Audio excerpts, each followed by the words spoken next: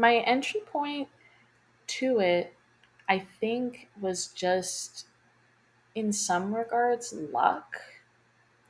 When I was playing classical violin, but I also did fiddling.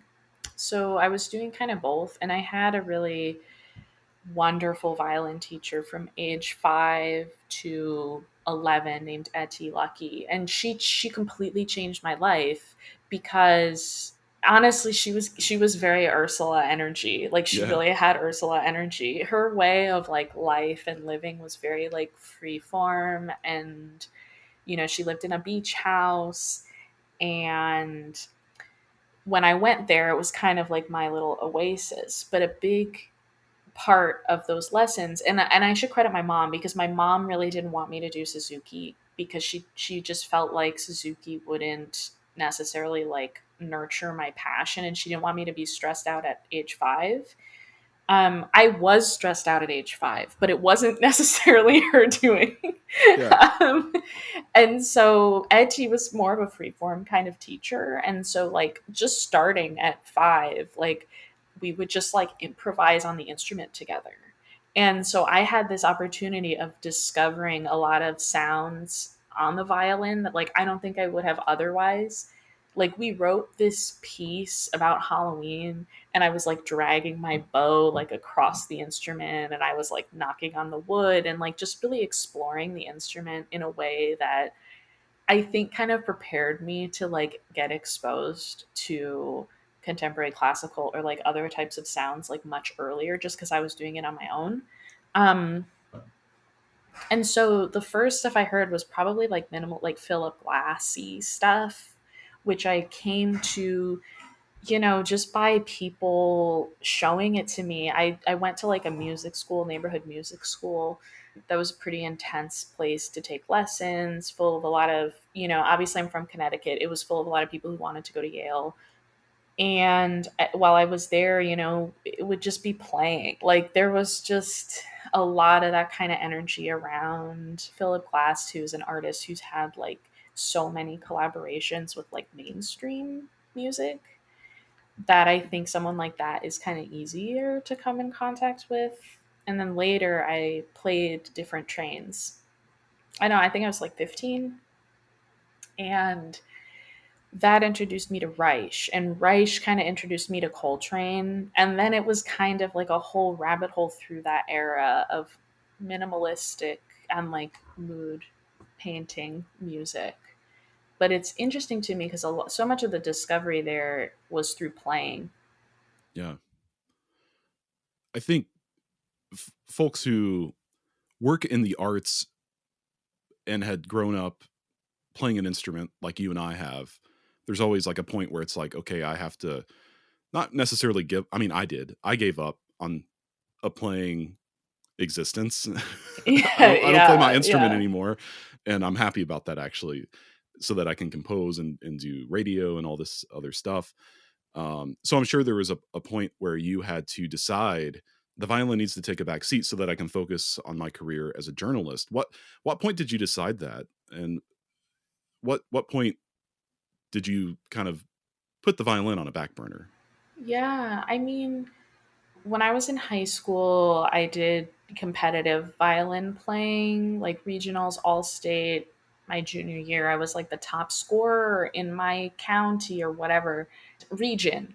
And I hated that. Like, I really didn't connect with being so competitive. It's not my way of like living. Oh, same way. I was first chair in all state band my senior So you year, get it. and I like it was just like, oh, cool. But You're like, I'm not. I hate competing, so it was weird. and then you're around all these other people who are like, I need the seat, I need the seat. And you're like, Yep. chill. I'm just here. Yeah, I was being coached by like the dude in third chair. I was like, what? Like, back off, dude. Like, The drama. yeah, Oh, right. it's a whole other conversation, but the Yeah, drama at the regional and the all state orchestra is unreal. It's like too much. But I remember just thinking, I love so much music that is not classical music. I was probably like 17 when I started thinking this. And like I was kind of on the path to do music school or to do music performance.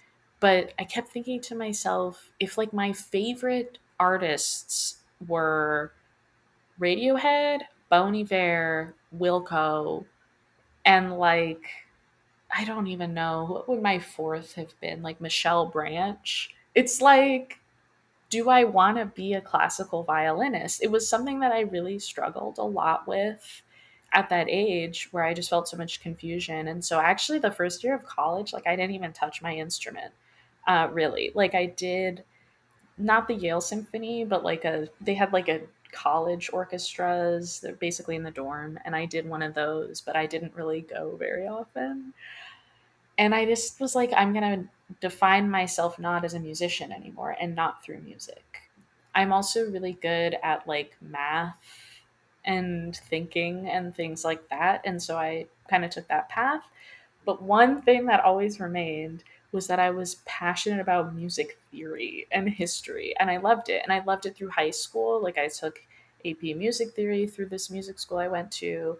And I loved music history. And I continued doing that even my first year of school, of college. I took music theory and it just sucked me back in. And so then I did the symphony orchestra, I did lessons, I did all of it, and continued taking music theory and history. And I think through that experience, what I learned is the thing that ties me to music is just my interest in context and sort of grounding it versus playing it.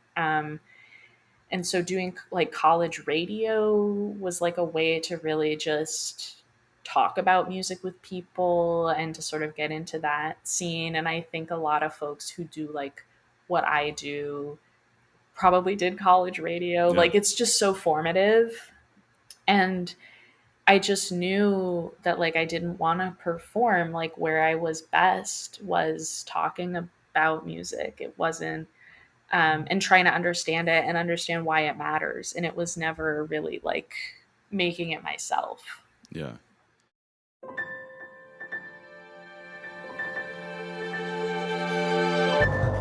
Thank you so much for tuning in to Micromaker by Loose Leaf Transmissions. We hope you enjoyed this brief glimpse into the inner workings of the creative life. If this resonated with you, be sure to check out the full conversation on Music Maker with Tyler Kline, a podcast exploring craft and process, philosophy and inspiration, and the honest, often messy parts of being an artist, creative uncertainty, purpose and identity, and resilience. You can find Music Maker wherever you get your podcasts or by visiting musicmakerpodcast.com.